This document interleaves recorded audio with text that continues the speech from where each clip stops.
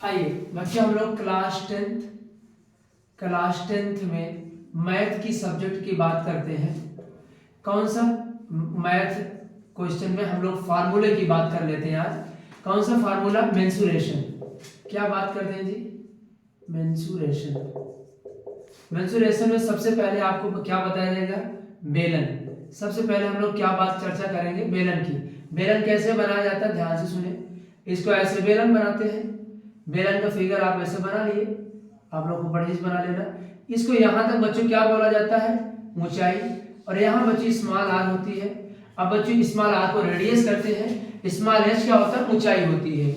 इसका मतलब त्रिज्या को आर से डिनोट कर दिया, रेडियस को, हाइट को बच्चों एच से डिनोट कर दिया।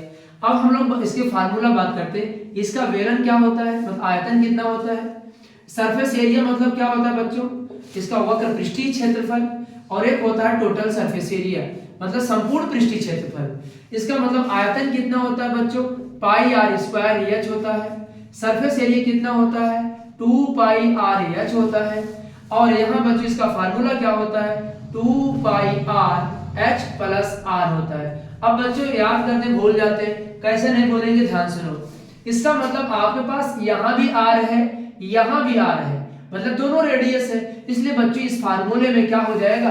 Are square. एच एक है, इसलिए बच्चों फार्मूला बन जाता है पाई आर स्क्वायर एच। बच्चे याद करते हैं स्क्वायर स्क्वायर क्यूब हो जाता है। यहाँ याद रखना कि बेलन में 2 रेडियस था और एक एच था, इसलिए बच्चों पाई आर स्क्वायर एच आयतन हो गया। इसका मतलब ये कैसे होगा? अगर टोटल जोड़ेंगे आपको टोटल हो जाएगा बच्चों। देखो ये आपका बेलन जो होता है, इधर भी एच है और बाहर भी एच है, इसका मतलब 2 एच होगा, 2 आर होगा। इसलिए बच्चों इसका surface area 2 pi R H हो जाएगा। अब यहाँ देखो जी, इसको कैसे सॉल्व किया गया, इसको खूब अच्छे से जान लीजिए। ये कैसे फार्मूला बच्चों लिखा गया, इसको याद मत करिए, रटिए मत आप, पहले समझ लीजिए। इसका मतलब टोटल सरफेस एरिया, तो सरफेस एरिया तो रहेगा ही। अगर सरफेस एरिया रहेगा तो इसका मतलब हमारे सवाल में 2 पाई आर एच तो हो गया। या समझ में आया इतना?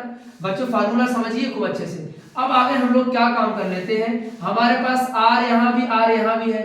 इन दोनों रेडियस को मिलाकर के एक वृत्त बन जाता है, एक इसको मिलाकर के एक वृत्त बन जाता है। इसका मतलब हमारे सर्कल कितने हो गए? 2 सर्कल हो गए। अब बच्चों सर्कल का जो एरिया होता है कितना होता है? पाई आर स्क्वायर होता है। हमारे पास 2 सर्कल है, इसलिए बच्चों यहाँ लिखा जाएगा 2 पाई आर स्क्वायर।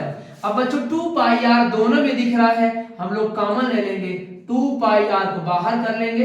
इसमें क्या बचेगा? इसमें एच बचेगा। इसमें क्या बचेगा? आर बचेगा। बच्चों इस प्रकार अगर फार्मूले को पढ़ेंगे आपको बहुत आसानी से याद हो जाएगा। वैल्यू कितना होगा? पाई आर स्क्वायर एच, यहाँ आर स्क्वायर इसलिए एच होगा, याद हो गया। 2 पाई आर एच होता, देखो बच्चों 2 पाई आर एच, यही डायरेक्ट लिख लिया। और यहाँ 2 पाई आर स्क्वायर, 2 सर्कल थे, 2 pi R square, 2 pi R common ले लिया, एच प्लस आर बन गया है। ओके बच्चों, इसको आप लोग तैयार कर लेना।